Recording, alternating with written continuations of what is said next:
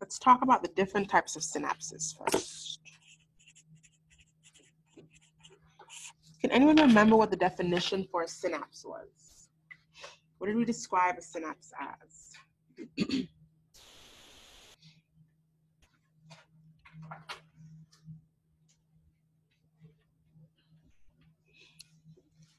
Anyone, what is a synapse?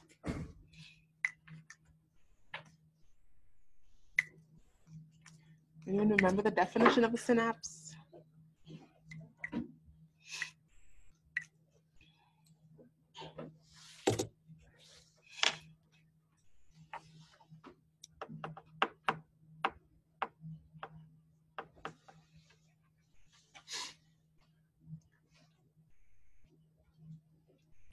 Come on.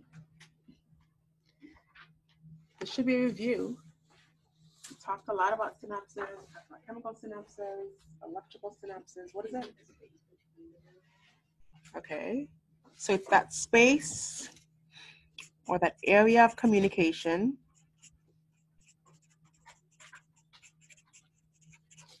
we'll say space between a neuron and another cell. Now this can be another neuron, it can be a muscle cell, it can be a cardiac muscle cell, a skeletal muscle cell, another neuron, a piece of glandular tissue. Whatever the other cell is, that is the neuron is communicating to, the area where they communicate is the synapse, right? Now, there were two types of synapses we spoke about, electrical synapses and then chemical synapses. And we didn't speak very much about electrical synapses, but we did say a few very important things about them. So what were the unique properties of the electrical synapse?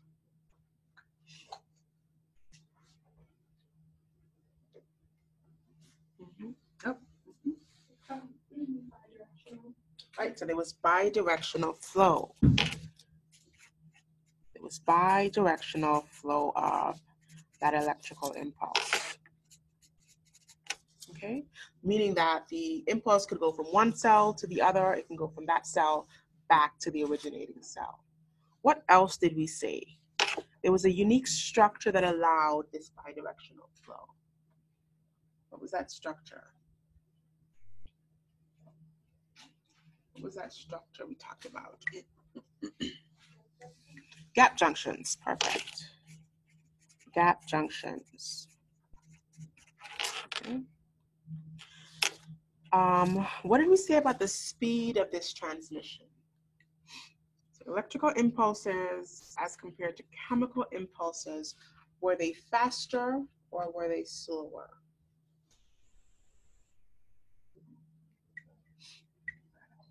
They were faster. I think I'm hearing that over there. So there was that rapid transmission of communication.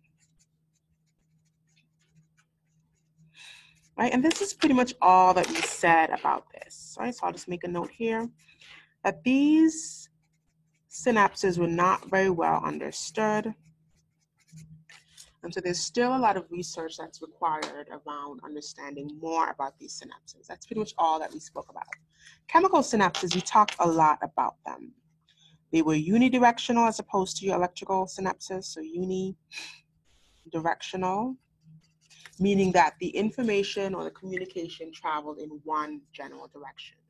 There was no reversing of that direction, right? There was a slower transmission or conduction. And that slower rate of transmission was due to what event or what in general? We talked about a certain delay that happens, the synaptic delay. Good, the synaptic delay. Do you remember what we said was the reason for the synaptic delay? We talked about something that was not the reason, and then we talked about what the reason was. So what is the reason for the synaptic delay? The neurotransmitters in the presynaptic. Mm-hmm. Right. It was a delay. calcium channels.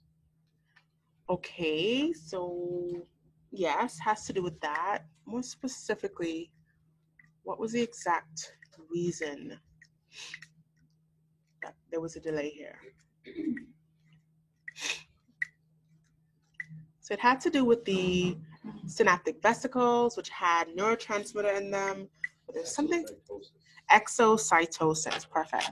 So the synaptic delay, I'll put here, was caused by exocytosis.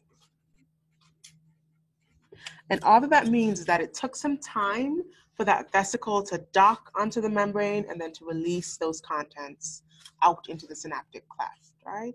The delay was not related to the time it took for diffusion across the membrane, but more specifically the exocytosis of that neurotransmitter. Okay. And then there also was the involvement of neurotransmitters,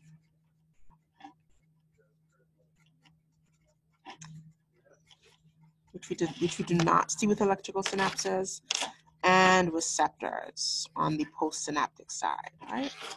Now, there were two types of receptor transmission. Let's talk about those. What were the two types of receptors and two types of receptor transmission?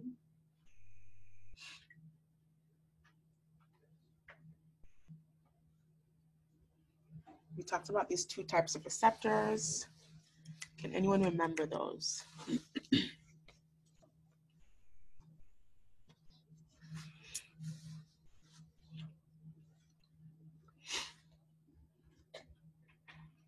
Anyone?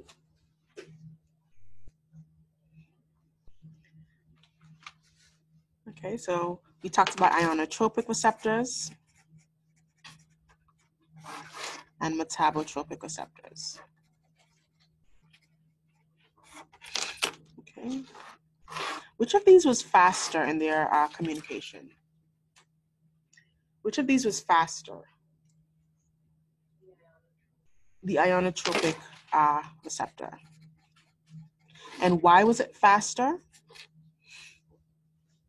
Why was the ionotropic receptor faster in its rate of transmission? It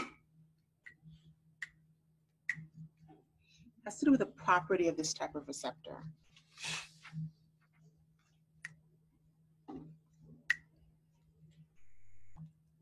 The receptor also acts as what? A channel, perfect. So the receptor is also a channel. Okay, and because the receptor is also a channel, when that ligand binds to the receptor, it immediately opens up and we have the movement of ions, which works to depolarize the postsynaptic side. Okay, so because the receptor is also a channel, we have a faster transmission of that signal here on the chemical, on the ionotropic receptors. What about metabotropic receptors? So these are slower, and this is simply because the receptor is different from the channel.